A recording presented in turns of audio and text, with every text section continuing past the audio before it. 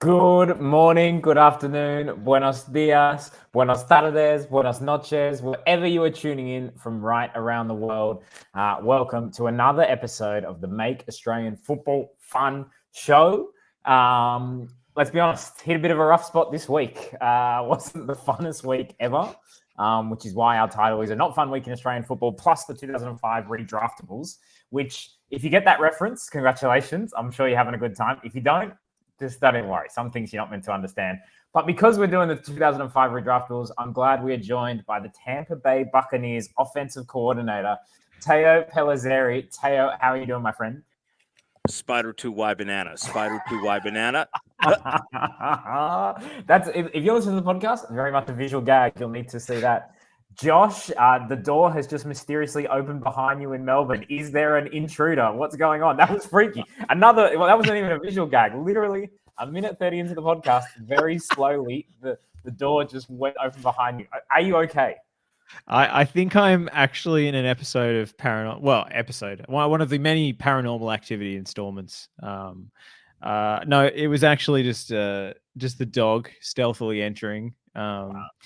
Although at least that's what I'm going to tell myself as I go to sleep tonight. You've got that dog in you. Well, there are plenty of skeletons in the closet this week for Australian football, and plenty of ghosts in my house, apparently. Yeah. Hey, look, it's been a massive week for Australian football. We're going to get into it. We're going to talk about keep up and everything that's happened there. We're going to talk about Socceroos, the Asian Cup. We're going to talk about all the fun things, including Max Burgess, 2 goals, an assist. Arnie call him up. Cook Islands call him up. Someone call him up. For God's sakes, he's an international quality footballer. I'm going to talk about the Kolakowski-Taggart partnership, which is amazing. But the big questions are being asked. I saw a lot on Twitter this week. People are like, we need to ask the big questions this week. Who's going to ask the big questions? I'm glad Run Their Memes has come through. He said, need a good pasta recommendation or what to look for when buying pasta. So good. This is the type of stuff that we need to get into nice and early. One thing I'd say is I've recently discovered that what you don't want to buy is that yellow kind of pasta. What you want your pasta to be is like a faded kind of white color. You want it to look as much like actual dough as possible. That's kind of the best pasta with. So that's something that I've changed now in my pasta buying habits. Josh, I don't know if you've changed anything recently pasta wise. Well, I mean, I'm always looking for something that's been extruded through bronze dyes that gives it that kind of porous texture, because then it holds more sauce. I think that's the key thing to look out for. Yeah, very much so. Teo, Run the Memes also suggested that you just got back from fishing. Can you confirm or deny? This is just woke podcast nonsense. I'm not acknowledging that question.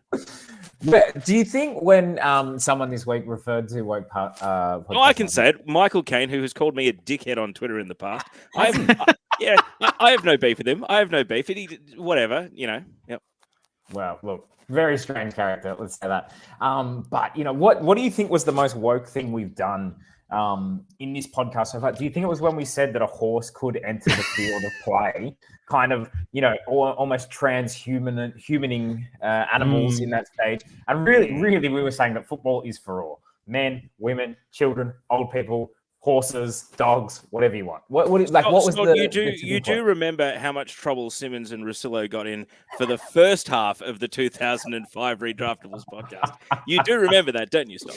Yes, it's true. It's true. Look, we're fishing without a net today. We're fishing without a net. It's a tough one.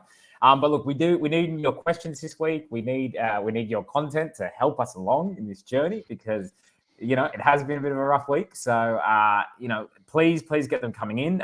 Geraldo, he's got the brief. I love this. How about those Knicks? Josh, doing really well this season. I think they're 24-18. They've made a couple of trades recently. Well, I mean, Geraldo's a big fan of basketball because he was subject to a high-profile blocking just this week. Congratulations. Ooh. Congratulations, Geraldo. Victor Wembanyama. Met him at the Apex.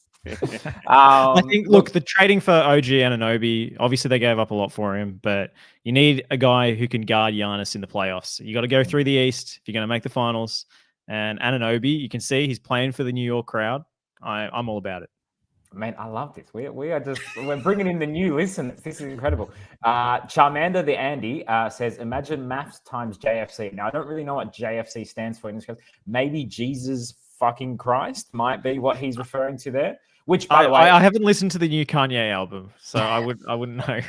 I would just say that Jesus would be an amazing guest on MAFFS. Like, I feel like it would really ramp up our numbers if we were able to secure him. So, who knows? Maybe someone Good luck trying not to break the no Sharon rule, though. He loves footy. Okay, here's the question for you. If Jesus came back to Melbourne, how quickly could the AFL get a ball in his hands to get him part of the promotion? Like, what's the over-under? 6 hours? He's in Melbourne, right? Go, come on, Jesus. They've been waiting 2,000 years. I think they'll find a way. Lazar 11 says, bring Debano back. We are going to bring Debano back. Debano will probably be back next week. Those are the two people we're bringing back, Debano and Jesus, in that order. Yeah, look, we got to bring Debano back first, then we'll sort out Jesus, and then we can speak to him about Josh's door and whatever's going on there. Josh, still tired. Blake Hampton 11. Josh, I got to say, people just come for you on this thing. I think you bring energy. I don't know what they're talking about. It's the paranormal activity house is just weighing on it. I think it's my lighting setup. I think I need to get a sort of warmer glow, because this one is very like bright white and it just washes me out. But what's that series of movies where the house is haunted and they're trying to steal the kid? Not Inception. Home Alone? No, not Invictus. It starts with an I though. We're getting close. Someone will know. I was thinking of The Conjuring, but I'm not sure. Anyway, something spooky is happening in this place. I'm not sure what, but it is. We are in the Bayside suburbs of Melbourne, and there's always something strange happening down here. But okay, Josh, thank you. we are a community, and we come together to help each other. And look, Joseph just coming through with look for anything made from Durham wheat, talking about pasta. Run the Meme says saw about 3 videos that said the same. Respect. La Molesina brand pasta, can't go wrong. We do not advertise on this podcast, not because we're above it, just because we've yet to be approached, despite I think we're up to 15 million downloads and uploads and listens and everything else. So, numbers may have been... There is a slight margin of error in our stats, but... Yeah, we got this guy from Melbourne to count for us. But I don't know, he's maybe not the most accurate. But anyway. Daniel says, Jesus Christ to be the latest St Kilda signs. Maybe it's a thing. Joseph says Jesus to take Specky over the cross. Oh my God. I think the joke there was the Saints there. Oh, yeah. Sorry, I forgot. I mean, St Kilda's probably the least, all the scandals that have come out of that club over the years, I feel like, when it comes to going to heaven or hell, I just feel like maybe it's going to be rough for them. And they're already well stocked for young key forwards. So I just don't think they need him. That's true. The Miers, apologies for mispronouncing that, says, Jesus is back. Wow, I thought Josh Kennedy had retired. What's Josh Kennedy doing these days? Is he in Melbourne? He had a stint at Football Victoria. I don't think he's there anymore. But did he not end up at Football Australia? Don't know. Insidious. That was the word I was looking for. Not Invictus. Not Invictus. Although, if you're not a fan of the box, if you're not a fan of the Springboks, that's a horror movie too. Well, speaking of our Lord and Savior, I think Australian football needs a savior this week, Stoff. Oh wow, you want to transition us onto something serious when people are saying that Jackson Irvine is the new Jesus? Maybe he's the savior. Look, all right, let's get into it. It was a shitty week in terms of we'll just say that we have a lot of friends who went through a tough time this week because they, lost their jobs with keep up in the A-League and that type of thing. I think there was half the staff let go. Some really, really good, talented, hardworking people that the game, I think, really needs and can ill afford to lose talents like this. So I really hope that, although maybe they'd be leaving keep up, that they continue on in Australian football. And our thoughts with them. And, I've been through redundancies myself, with SBS, and it's never a nice experience, and it can be really, really difficult. So a really, really shitty week, but on top of the kind of individuals that, we really feel for and, that personally I reached out to as well, it was just a bad sign for the game and media, football media, sports media, which obviously we really care about and is really important to us for professional reasons, but also for, loving the game. But yeah, it was just, When I woke up to read the news, I was just pretty gutted. I don't know about you, Josh. Yeah, it's really difficult to take. I even feel bad for the people who've kept their jobs. A lot of them, because they've lost like half their colleagues, and you can only imagine what the workload's going to be like now. Don't know what this sort of new era of the austerity APL looks like. Clubs trying to organize things and get in touch. They don't know who's still employed. They're sending emails to people who don't have access to their email anymore. It's just grim. And for the people, kind of the leftovers. It is looking a little bit bleak. So just to rebuild morale in the organization is going to be an uphill battle, I would say. But it just speaks to the instability of the game here, and we have a lot of new dawns and promises and things, and we heard all about how much money the club owners were going to invest once they were broken free of the shackles of Football Australia, and I just don't know whether that has been the case or whether the investment has been well spent. I mean, everyone wants to talk about the 140 million and Silver Lake and all this stuff. I always think if you're getting private equity involved to sell 33% of your future, that's never a good sign either. So that made me nervous from the start, and obviously not the only league to do it. I mean, La Liga has done the same thing, right? With future TV rights and things. But yeah, it's pretty grim, and it's hard to make it fun. Stoll, I have to say, it's really hard to make it fun. Yeah, amazing way for crocodile tears though. Like if you held shares in people who'd just been lobbing mortars at the APL and keep up from minute one, and then to turn around and go, oh wait, that means that person gets sacked. Oh, yeah. Wait, that means these people in the industry are actually being conciliatory to people who lost their jobs. Wow. Look, to be fair, a couple of people stayed mask off and fair play to them. But I just want to say that, a lot of colleagues that I work with lost their jobs, and they will remain passionate about the game. And a lot of them will end up finding ways to work in the game. But the detour they've got to take here is just really difficult, because the true believers are the ones who've ended up on the outside here. The people who have made big decisions to commit to going into the tent, and the tent, got cut in half. So I feel for all of them. And some of them will bounce back quickly. Others may never come back to the game. And that's really tough. It is tough. And it sucks. Yeah, and you're right, Josh. In terms of it's hard to make this week fun, and we will return to our normal nonsense, in 10 minutes or so when we get through this segment, and we'll get to it. But yeah, one of the reasons that we started this show was because we were exhausted of constantly focusing on the issues and the problems of Australian football that never seemed to end. That seemed to, you could repeat the same. I see this week, we need a report, a review into the governance. What is this, the Crawford report in 2003? Like, how Back to the Future is this? So, but also they selectively inhibit us every time the Paramount app, had its latest flare up with pause and rewind. That guaranteed that I wasn't going to be doing any podcasts for a while. None of us who straddle, 1 foot in the tent and 1 foot on the outside want to come on and bash our employers or talk disparagingly about the people who are running the game. And that conflict of interest is obvious to some, and the penny will never, ever drop for others. So all we can do is what we think is the right thing to do. Yeah, and I think it's just that feeling of like, you so want to focus on the good things, the fun things, enjoy as much of, the leagues and the national teams as much as possible. But this week was a little bit of a step too far, I think, for us as a show, and out of respect for, our friends and, our colleagues that lost their jobs as well.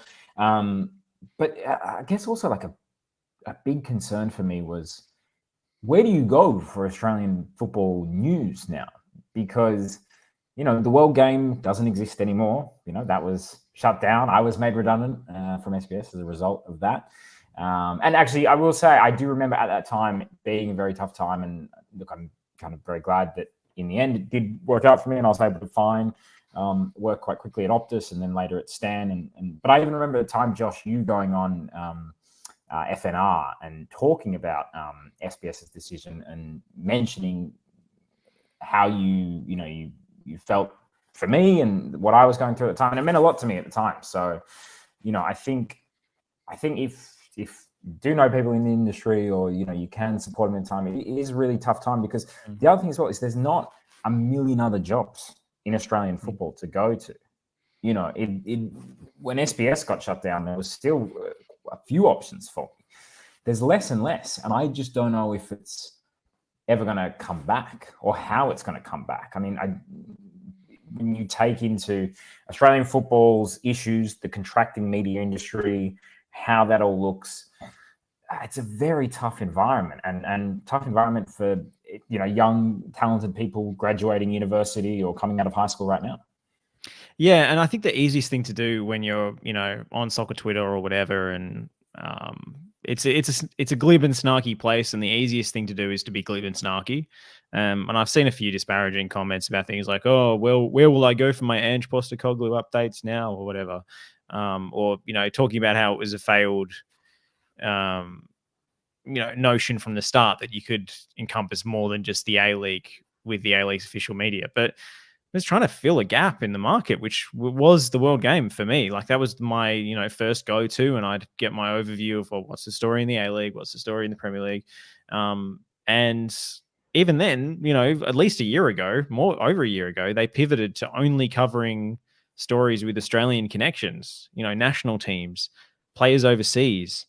So it shows, like, that kind of mindset just shows that people, I guess, weren't giving the platform enough of a chance. I thought there was a lot of good stuff being produced. Well, I think the thing I noticed the most is, like, people, use their own social media bubbles, and I do that too. I use a mix of Twitter and Reddit, and then I will check on Facebook, because that's generally where you can see what the cookers think. And Facebook smooth brains, I believe I once dubbed them. the thing I've noticed the most is, and this is particularly true since the World Cup, that so many of the comments are simply, the individual making the post knows where to go to watch the games, to get the scores, find match reports if they exist, knows how to follow match hashtags. They know everything to consume the media themselves. What they argue is, why isn't this being reported by, establishment network XYZ?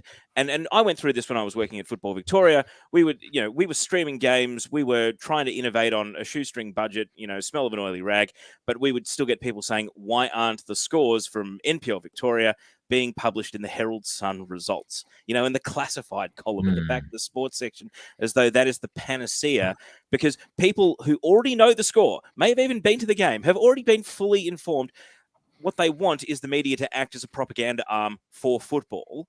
But when a propaganda arm for football was started in the form of Keep Up, everyone turned around and said, "Oh, this has no credibility. This is rage bait. This is and didn't, So I think what football fans really want is for their interests to be perpetuated by news outlets that they don't consume and they don't follow. They want it on the Today Show or whatever, Sunrise. They want it on the 6 p.m. news for 9 and 7, but they don't actually go and consume it there themselves, because they want to push the game to other people. That's their agenda. They already have the tools. This is already the tool to consume and find everything you need yourself, if you have a functioning brain. There you go. I just also think, like, every time that the Today Show does a segment or on football or something, which I used to help coordinate when I was at Channel 9, because you get Foz on there and he'd be spruiking the Champions League or whatever else. But inevitably what happens is a presenter from Today Show, Sunrise, whatever these general news shows, they get one little football thing wrong or something. I don't know, they mispronounce a name or something, and then soccer Twitter just jumps all over them. It's like, oh, what is this? These guys say nothing about nothing, and I get the frustration, but it's also like, that is, if you try and go more mainstream, you have to allow for that to exist and not drive people nuts with it. Or you can go specific and keep it, okay, we're all just going to focus on this in-house thing that is just football for football people and other.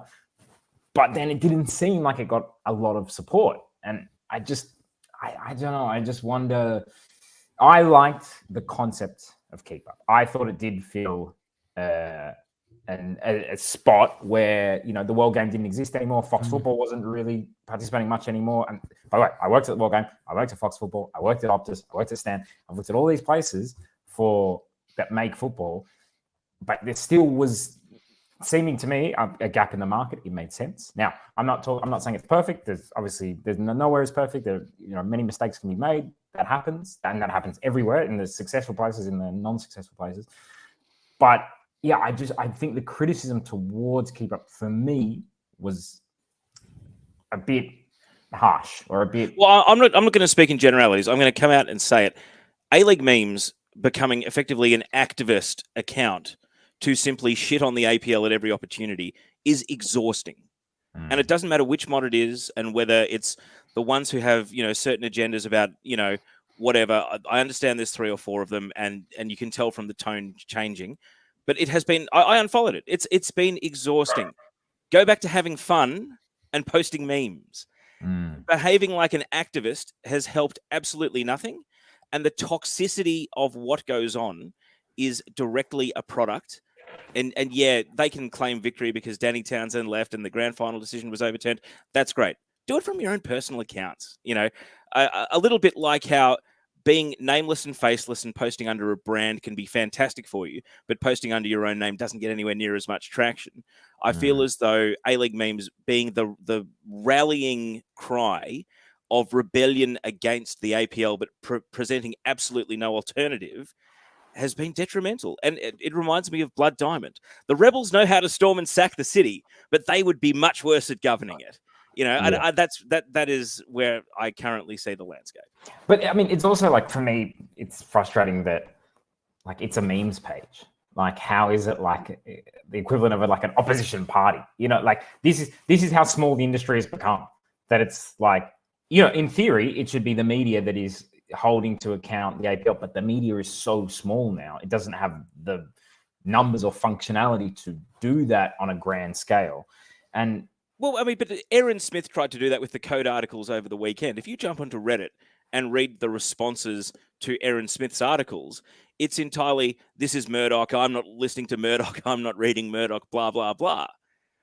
Okay, all right, let's ignore all the subject material in the article and attack the publisher. I mean, what hope do you have? It's not what's being said, it's who's saying it.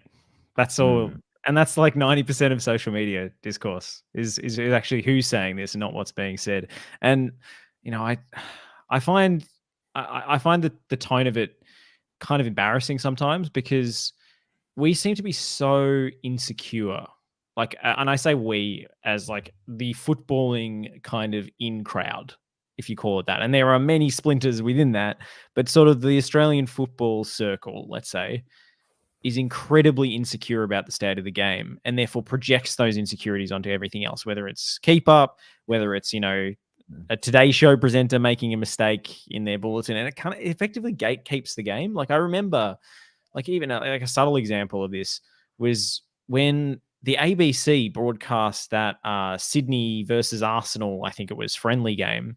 And the set was a little bit low budget, and they had stickers and things on a white, you know, like magnets on a whiteboard and things instead of a touchscreen, whatever.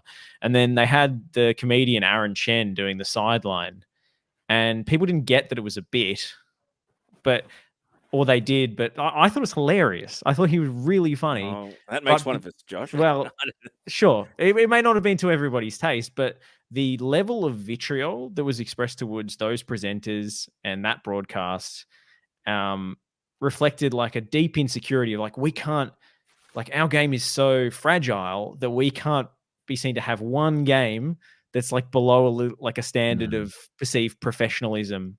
Like, we can't have fun with it at all. And then the ABC never bid on any football matches ever again. And those presenters never presented on a football match again. So it was, I felt it was really counterproductive in terms of like, you know, this new player like wading into the space. And yes, they had done stuff with A-League women and stuff before that, but like they're wading into the space tentatively and saying, oh, what's going to be the response to this if we buy the rights to one game? And it's all these crazy people abusing us. It's like, well, we're never going to touch it again. Of course we're not. Well, the other thing is, you know, I can speak from firsthand experience here.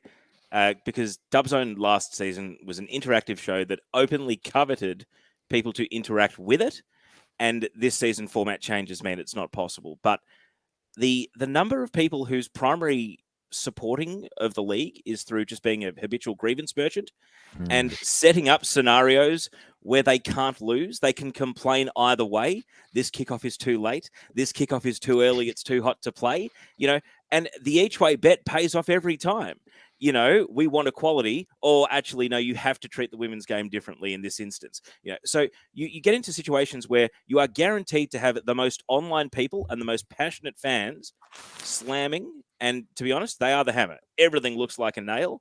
And ultimately, all it does is put you into a corner where you say, well, I'm going to stop listening to you because you're the people who cried wolf. The wolf is coming every time. I have no idea how many sheep are up on that hill. I have no idea if there even are wolves up on that hill. I've stopped listening.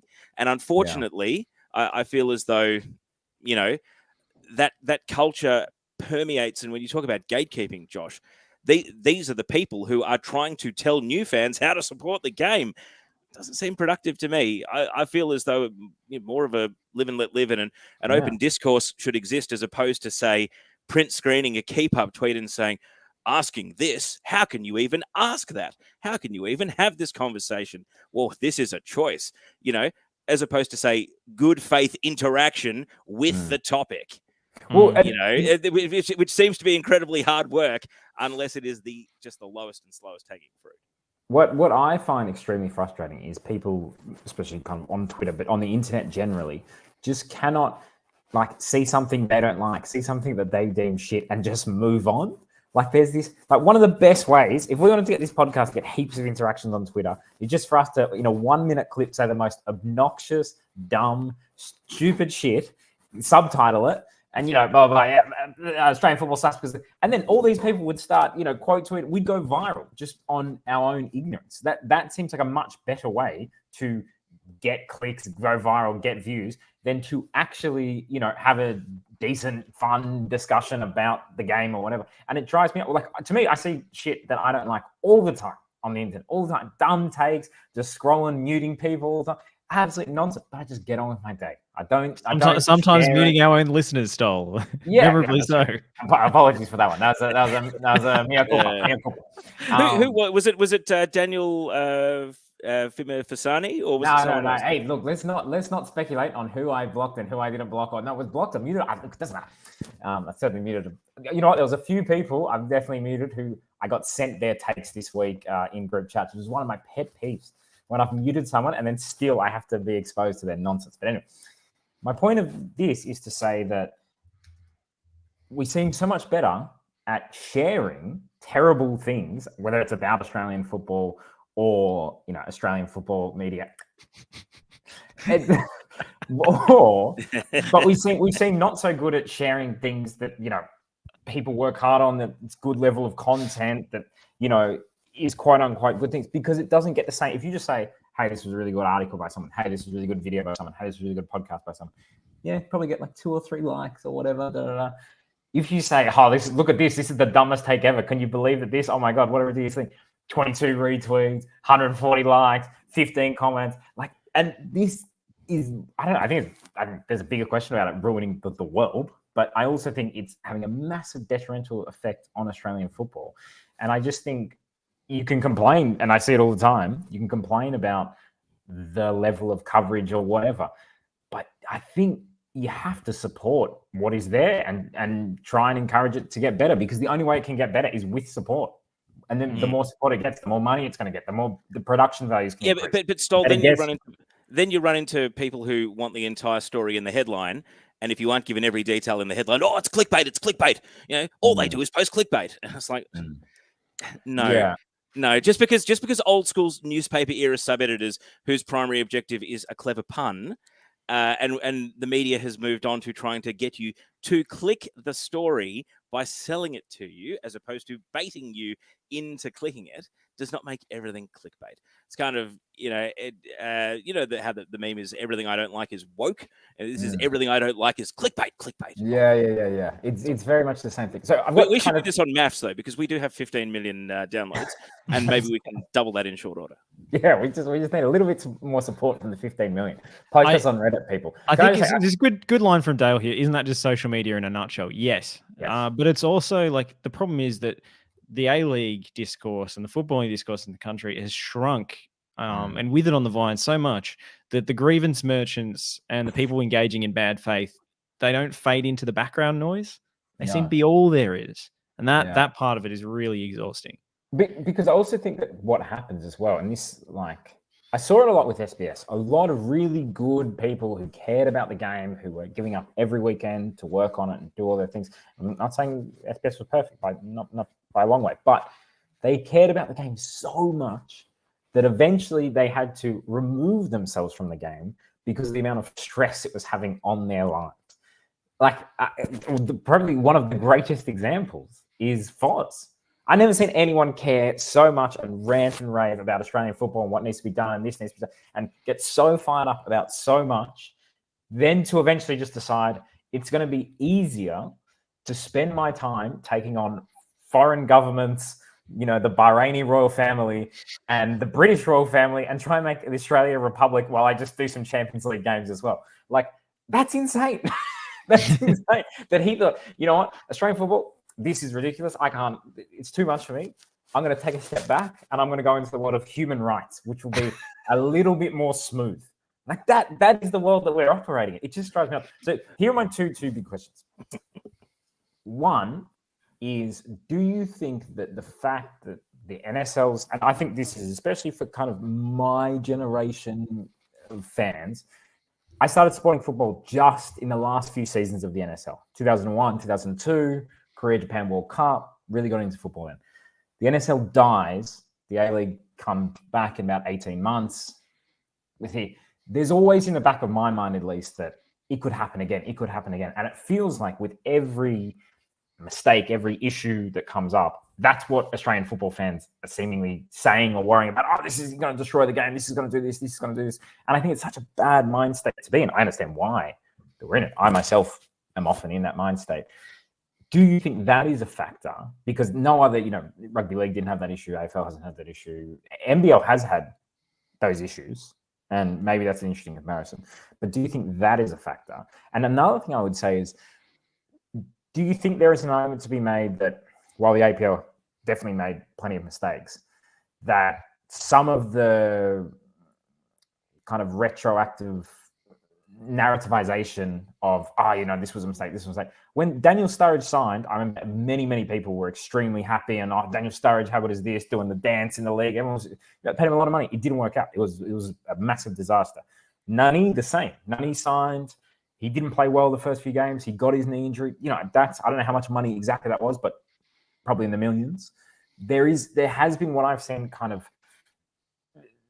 people after the fact saying, oh, what a disgrace that was. Why did they do this? Why did they do this? When at the time, there was a lot of enthusiasm and push for things like Marquise. Well, I'm sure our defensive coordinator can tell us about all the Monday morning quarterbacking that goes on. But no, I do think there is like that sort of looming existential threat to Australian football that is always present. And that kind of does spark the anxiety a little bit. And my anxiety was sparked by the past week. I'm thinking, is this the end days? Is this the last A-League season? And who knows? It might be. I don't think it will be. I think it'll struggle on in whatever capacity, and it might not be, as good or as hopeful as it was before. But that is always present. And I do think that some of the big swings that were taken in a sort of Silicon Valley mindset of like, we're going to tear out the script and start again and make a big splash. And I think the previous leadership of the APL was pretty indicative of that. And you saw even in the language that was used. And I don't think that's a responsible mindset to have when you're dealing with a sport that does teeter on the precipice from time to time. I don't think I have a better answer than that for you, Josh. But what I will say, put on a watch list, because I've heard it from a few senior leaders over the journey in my time in both media and football administration. The next executive to say we need to do a better job telling our story is outing themselves as having not paid attention to the last week. There will never have been a better opportunity to tell the game's story or better people telling the game's story than what we had with All Access, Dub Zone, the depth of feature writing, the depth of week-to-week coverage, the profile pieces on players. And if any of this is new to you, maybe you actually weren't paying attention to what the Keep Up news cycle was actually putting out when it was in operation. And also, I think people, like some people don't actually understand how Keep Up worked. They thought that like, this media arm was just doing that website. It's like, no, they're also running aleagues.com.au. They're also running all of the social media channels. Like they're all the same, and cutting highlights. Like they're all the same people. They're all the same people doing that. So all of the people who lost their jobs in the past week, that means less stories coming out of A-League games. That means less highlights. That means less social media presence. That means less of all the things that, you were calling for more of. It's not just less, reports on Ange press conferences or Premier League, which is being outsourced anyway. But here's a great example, right? We had two sisters score in two different A-League women's games at the weekend. I can tell you right now, the Caspers family, feature article has not been written by anyone. Older brother was, I think, a Joey's, fringe player or played for the Joeys and was on the books of MacArthur trying to get back in the A-League. Middle sister is now leading assists in the league, playing well for Wanderers. And younger sister scored her first goal as a 16-year-old at the weekend. It is a football family. It's a great story. Who's there to catch it? Who's there to write it? Who's there to put the time in because it's their full-time job rather than a blog hobby in order to actually tell that story. And that's what Keep Up was doing. I just don't think enough. Yeah, I'm not sure what delivery method could have swayed the perception once people had made up their mind on what was coming out of HQ. And how quickly they made up their minds. And then continue to perpetuate it each week on their blogs and their podcasts and in their group chats. And hello to everyone who's cut me and what I've said today in your group chat. Ben Smith, who, for those don't know, covers Perth Glory games. Oh, Murdoch. He explains, I've covered almost every Glory's women's game presser over the past 2 seasons, and I see far more comments saying my employer has an agenda against football than actual recognition of my work.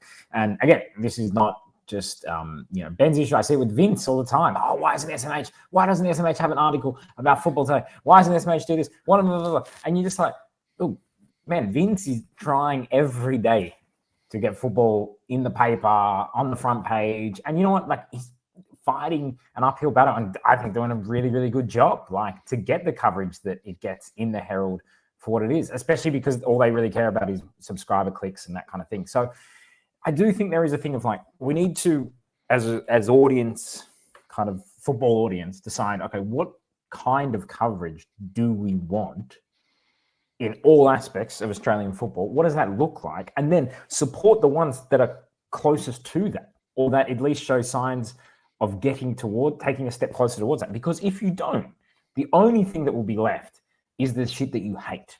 Because that is the cheapest, easiest stuff to make. It is the easiest way to just come on, say some crap, or to write we're talking about clickbait, but a clickbaity headline about like violence at a soccer game. Is it too dangerous to be within 10 kilometers of anyone kicking around ball? Like, it's that kind of crap. That will, because anyone can do that. Chat GPT can do that like this.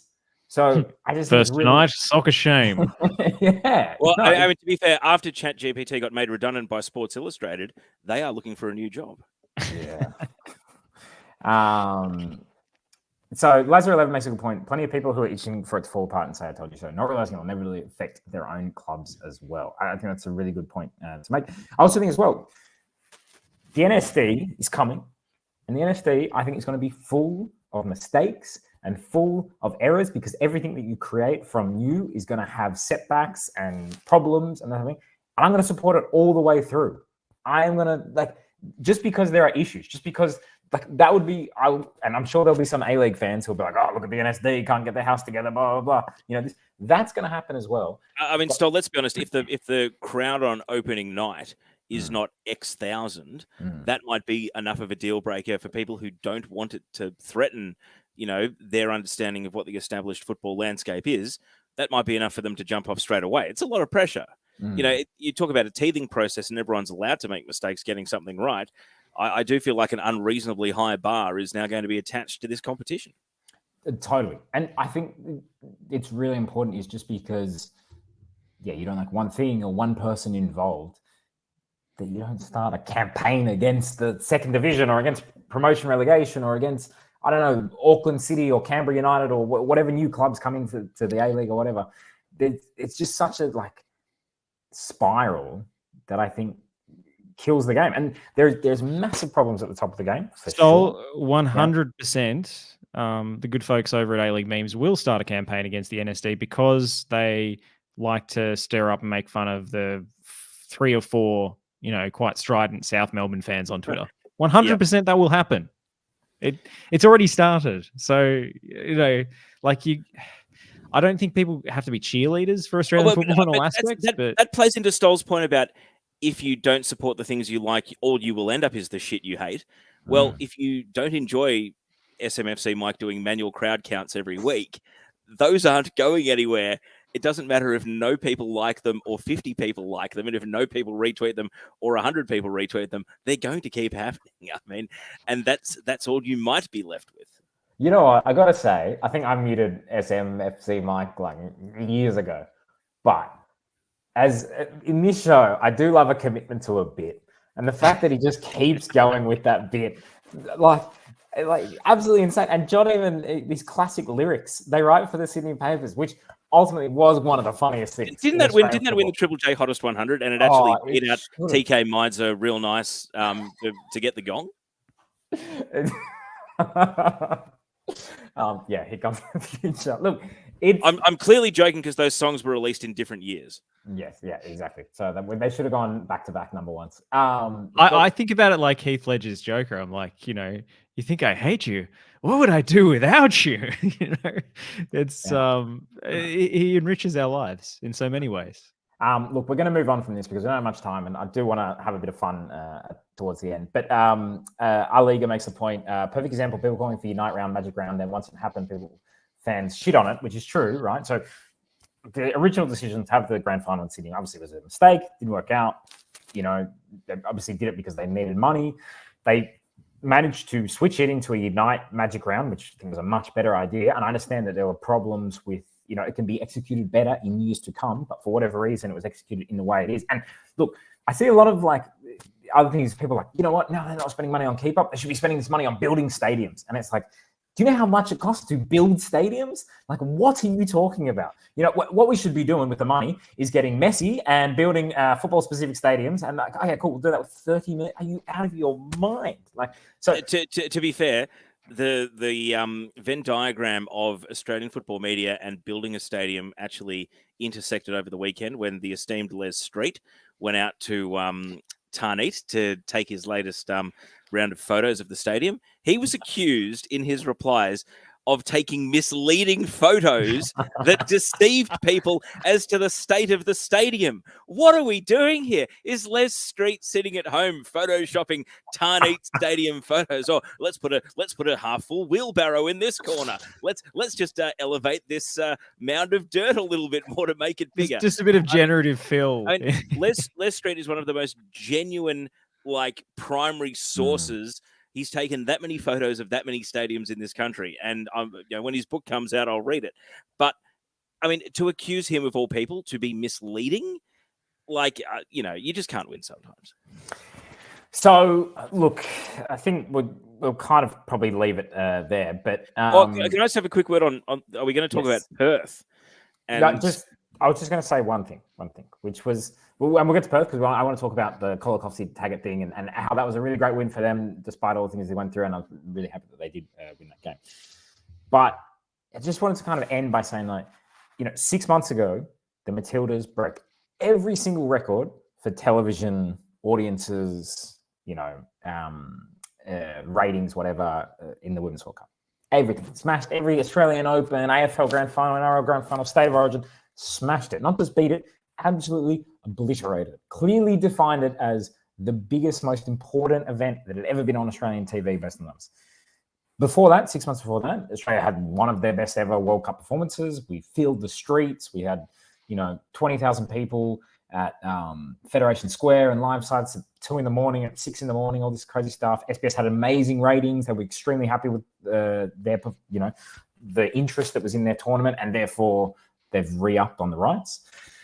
And then finally, football, again, it always gets brought up, but it is the most played sport in the country.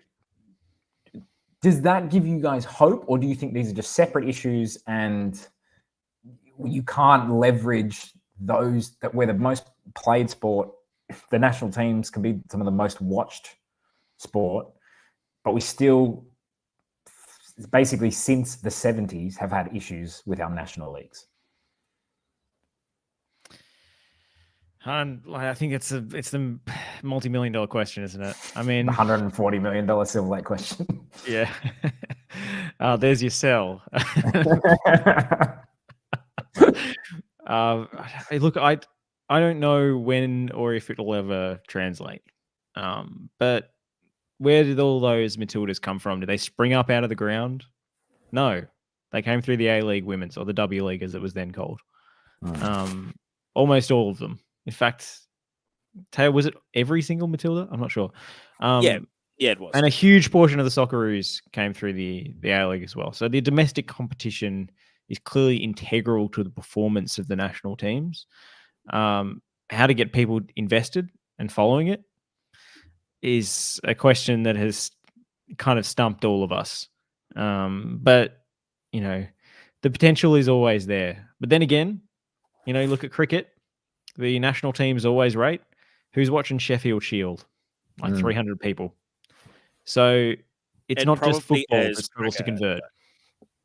Sorry? Oh, that's stupid TAB ad. Australia's national sport, cricket. Does SMFC might count Sheffield Shield crowds as well?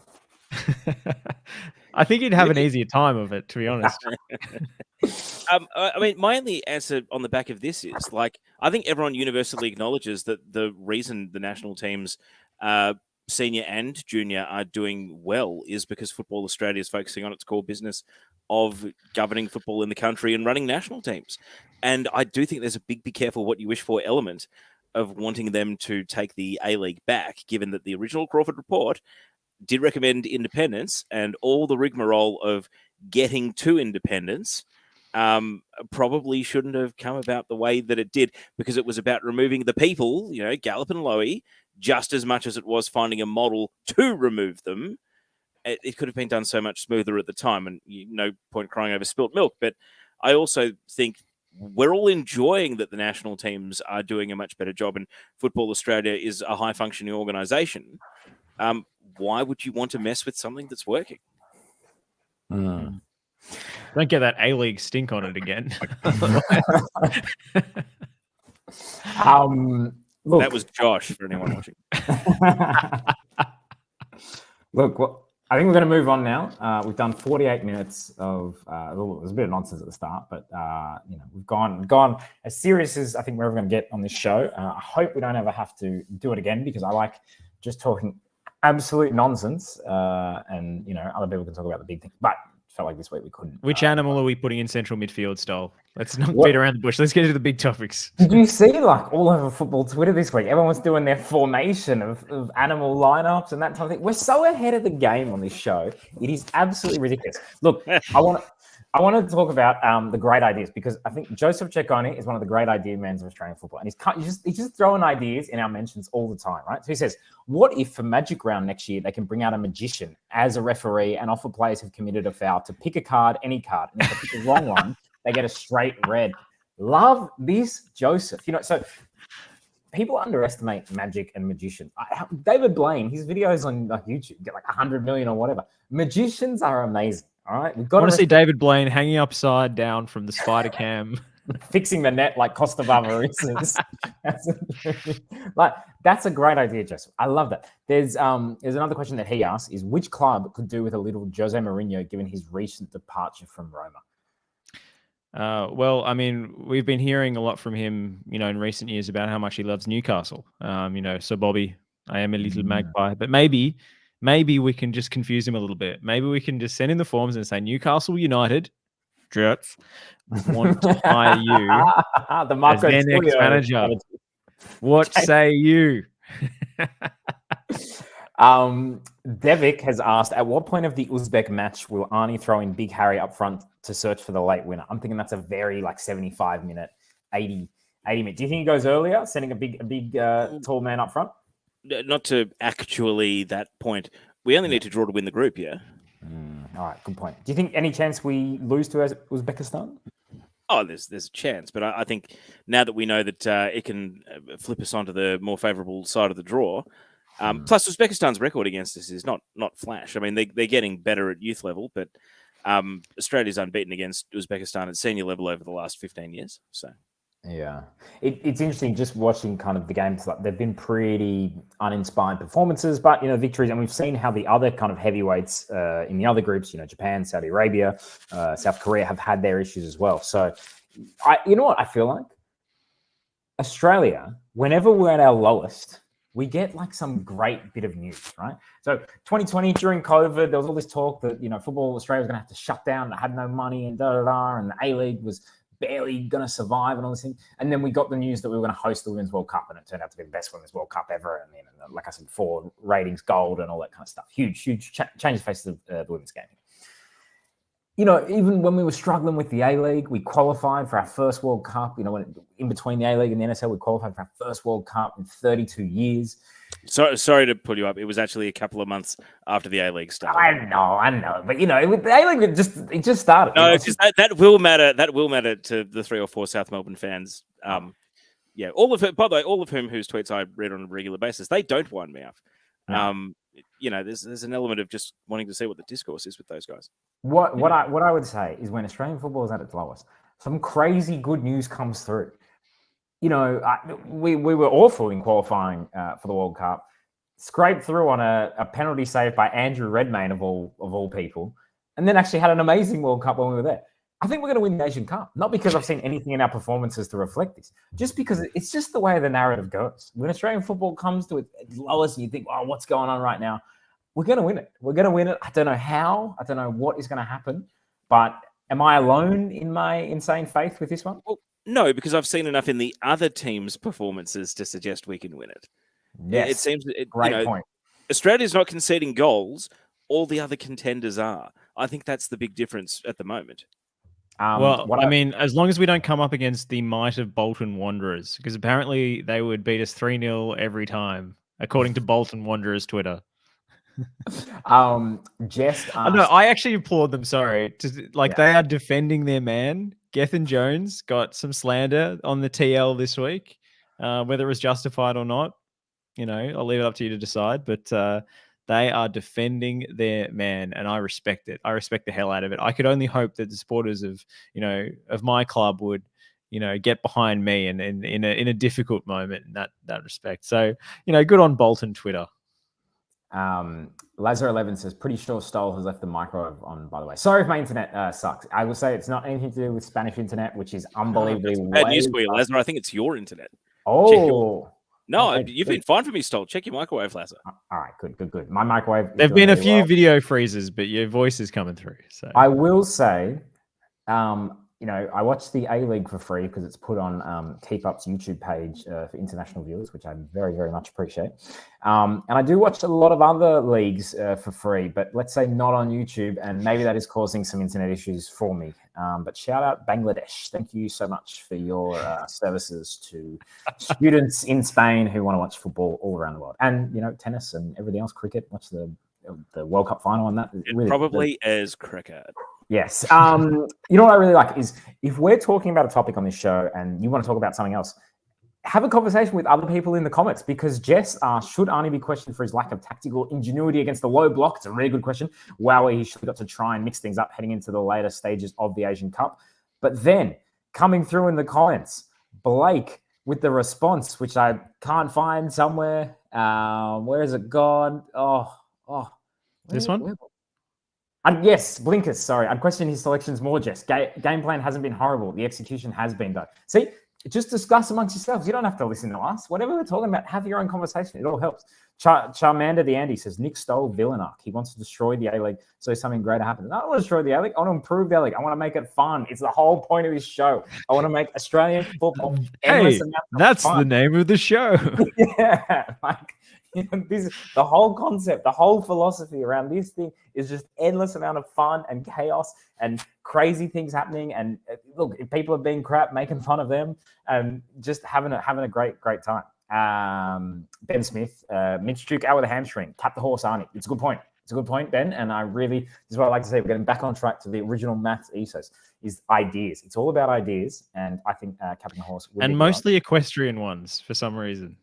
It always comes back to the bloody horse. They've got I've just on the equestrian horse, they've got the bounce. Really, we haven't seen someone like Tim Cahill have that kind of bounce in the box. Joseph asks, has Albo gone to Matty Ryan Invictus style to tell them to win the Asian Cup with the cost of living crisis in the background? Oh man, that's an amazing shout. Joseph is by far my favorite commenter. Just the gold he comes up with is incredible. Yeah, look, I think he has. I hope he has. He should. If he hasn't, then Albo out. And I think Albo is too busy booking his tickets to Vegas for round 1 of the NRL. Oh god. Viva Las Vegas. Hey, that's what he's walking around the halls of Parliament House this week. Albo's just going. Honestly, we're such an odd country. Lee Broxham Facts asks, what is the best sequence of a player's transfer movement in the A-League that maximizes upsetting fans? Is it Adelaide, Victory, Sydney, Western Sydney, as they upset all former clubs, or could it be Western Sydney, Sydney, Western Sydney, Sydney? I think you've got to start local at Mariners. Then you've got to go to Jets. Then you've got to switch from the Jets to Sydney. Then from Sydney, you've got to go to Victory. No, from Sydney, you've got to go to Western Sydney.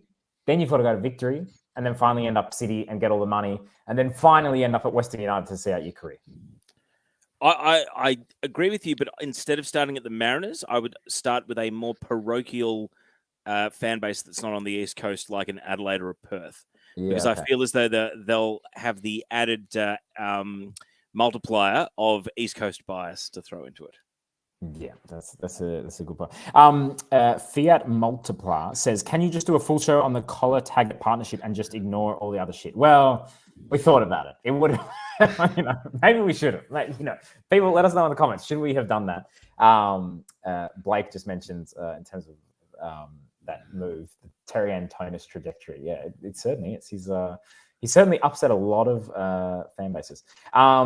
The Kohler Taggart partnership. Josh, I don't know if you watched the Perth game. I know you've got something to talk about it, but man, they are a fun little front too. Like I really liked what I saw, especially given this week's events and all the crazy crap that went on with Perth in terms of their issues. Yeah, look, I've always thought Taggart was one of those back-to-goal strikers. Like the link-up play was always there. And, Kolakovsky, he's been a player that I've rated off kind of limited evidence for a long time. So I'm glad to see him thriving. I still remember his performance in the grand final for City when they were playing the youth instead of the stars because of the international duty and the COVID quarantine windows and things. Come back for the grand final, and I just thought he was electric. I just think he's got something. He's just got a little bit of that. Well, I mean, I'm going to crib a line for fuck's sake, but the cocksure ethnic confidence, which I enjoy. So, yeah, I really want to see him do well. I'm glad he's getting his chance because he was completely frozen out under Ruben. So, look, I still struggle to see Perth pulling up any trees this season. I'm glad they got a win because they really needed one just for morale, if nothing else, with everything else going on of, enforced loan moves to other clubs in the league, which is a whole drama this week with Khalifi. So I'm glad they've got something to hang their hat on. And I was not expecting them to beat the Wanderers this week. But if there's one team that is equipped to lose its high-earning senior players through, no fault of the actual football operations department, it's Perth, because you mentioned Ruben. 2 seasons ago, when they were in the hub over in the East, they were playing a whole heap of young players. Because the Western Australian NPL, the Perth Glory Academy team, can afford to play 16 and 17-year-olds in senior football at that level, they populate a lot of the under 17 and under 20 national teams. If there was one team that's actually, got a bit of not so much fail-safe, but readiness to throw players in the deep end, Perth far more experienced in recent times than doing it than any other team. And if you had to choose, like Adelaide, seemingly about to lose Stephen Hall and Alexander Popovich overseas, plus we know Nesta's going at the end of the season. Like they're selling for money. They're young players, and that's kind of a watch this space. Like the Perth's attracted all the interest at the moment, but if Perth are losing their senior players and playing the kids, I still think that's better than selling your kids. And Isaias continues on in midfield. John asked the question, how we're reversing the stage 3 tax cuts gives Stoll the 20 billion to MAFFS. What would you do? Let's be honest, corruption. I'd probably steal 1 billion just straight off the top. Don't trust me with that. The second thing I would do with the remaining $19 billion is, well, I'd have to prop up the A-League pretty quickly and buy all the clubs that need owners. But I think I'd make Joseph part of the ideas panel. Joseph Ciccone, the creative ideas panel of Australia. This would extend beyond football. It would be a 100% gimmick league, just different gimmicks every week. The rules would change it. Like no controversies about ladder position. That would be their last, Snakes and last concern. Snakes and ladders. Oh, you won 3-0. Yep, you stepped on a snake. You're down to 5th. Look, I think that would be one option, but gimmick league, gimmick country. That's what we'd be doing. Joseph also asked this week, have the Sheds started a Kolakowski chant to the tune of Colo Tore? If not, they should. Apparently it has been done, but great idea. Always please send in your chants that they think people should do. Wizard of Woy Woy says, Joe Lolly is Sydney FC's Arjen Robben, left footer, running down the right wing, cuts inside, outstanding. He makes football loads of fun. Yes, we love players that make football loads of fun. Josh, you were high on Joe Lolly when he initially was signed. How do you think he's going at the moment? Yeah, well, I think he's Sydney's primary attacking threat at the moment. Well, actually, no, I should say secondary attacking threat, because the Cook Islands' own Max Burgess is absolutely on fire. Cooking. That's what he's doing. He's cooking, baby. Well and truly. So, I think when he's on, he's on. And I saw a little bit last season of when he's off and when he's not like that motivated and the team's kind of down in the dumps and whatever. But they've got confidence at the moment. And if you look at their kind of advanced stats and things, all that nerd nonsense, Sydney FC is right up there in terms of XG. Like I think they have the best XG per game in the A-League. And that's from a team who didn't score a goal for the first 3 rounds. So, and barely created any chances until, Corico was got rid. So, I think they will fly up the table eventually. Yes, they don't have a huge XG per shot because they're very shot happy. They just love to take shots from outside the box. And Joe Lolly is probably, culprit number 1. Robert Mack being culprit number 2. But I have no problem with that. I like a speculative long range try, especially when you got a left foot like Joe Lolly's. Hey, January is going to be the ultimate goal of the month compilation in the A-League. So we need a few more extra bangers to get in there to really seal it off. We've got 8 more days left in the month, and we need to make it happen. When are we renaming the Johnny Warren medal the Max Burgess Award? It's a good point. He probably has to win one first, and given he hasn't been starting all the games this season, might be tough. But I love the confidence, Blake, because a lot of people wondering how this whole Cook Islands thing came about. And I actually spoke to Max recently and asked him, what happened there? Like, what was that about? What happened was the coach of the Cook Islands searched players who cook, right, on Google. The number 1 result, Max Burgess highlight reel, all right? And this guy was like, I'm in love. This guy has to represent the great Cook Islands nation. And Max actually said to me that he was semi-keen on the idea of representing the Cook Islands, mainly because it could help with surf trips on away games. So, you know, what that says about, you know, Oceania football, maybe it's a bit of a remontada on the way.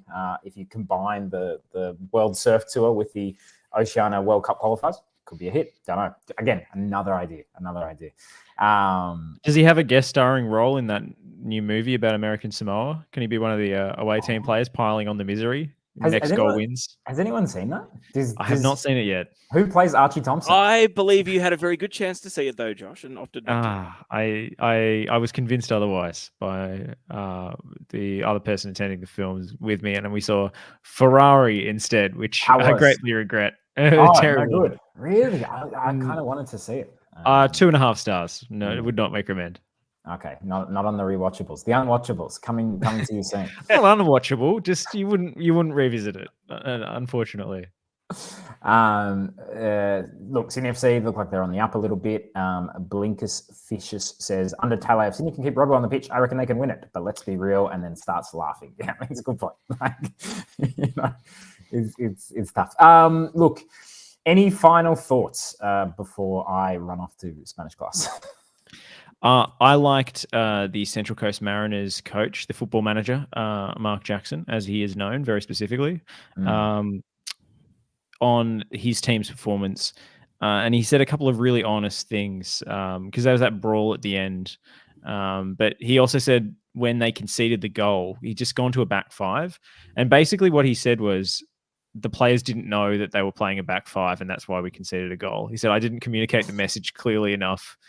And maybe we weren't prepared enough. Great honesty is like, we didn't know what formation we were playing. We copped the goal. Once the players knew what formation we were playing, we're in business. And then at the end, he said, after the, you know, little spat involving, you know, Storm Maru ended up getting red carded from the bench, I believe. And there was a big melee. And he said, you know, what I've got here is a team that fights for each other. Not literally. So, you didn't need to correct yourself, Mark. We knew what you meant, but I appreciated the correction. Taya, any final thoughts? Live the MAFFS creed. Is what I'm doing making football fun? What can I do to make the game more fun? And yeah, this has been our least fun show so far. We need to live it too. Is what I'm doing, whether it's physical, whether it's online, whether it's, you know, taking part in the discourse in some way, is it making the game more fun, or what could I be doing to make the game more fun? We're all working on it, and it starts with me tomorrow. Make sure you tune in for Newcastle Jets versus Brisbane Roar on Paramount Plus. There you go. That is a partidazo, as they say here in Spain. That is a massive, massive game. Actually, I'll say this week, I'll just finish with this. A really fun thing was my local 7-a-side game was live broadcast on Twitch this week with a commentator. And I was showing it to Josh before the show, this broadcast started. Look, I'm not saying we're good players, far from it, but it was amazing to have a commentator say Nicolas every time I had the ball. So, and you know what? It was fun. And he was making local Catalan-based football more fun, and he was living the MAFFS creed. So yes, can you please make a TikTok of your highlights stuff, please? I don't know what's the minimum amount that you can put on TikTok. Apart from one crunching tackle that I was a little bit embarrassed about. And actually, one of the goals that we scored on, it hit my hand in the lead up, and one of the opposition was saying was mano. No mano, tranquilo, no mano. But it was. I'll admit here, I will be the bigger man on a podcast that isn't even in the language of the other players. They have no idea it even exists. Hopefully that's the only thing that any of us get in trouble for from this podcast. Your 7-a-side league sanctions you retrospectively for admitting to a handball. Yeah, look, if anyone was offended, apologies, whatever, blah, blah, you know, too woke, I don't know, whatever. But, you know, look, honestly, I don't want to have beef with anyone. I just want the game to be more fun. So, look, all right, have a good week, everyone. We will be back, hopefully, next week at 8 p.m. Tune in. Send us all your ideas during the week, ideas for chants, ideas for rule changes, ideas for whatever you want, all your crazy shit. Just give us examples of players that are making the game more fun, people are making it more fun, whatever, you know where to find us, and we'll share it, amplify it, and hopefully together we can make Australian football more fun. We will see you next week.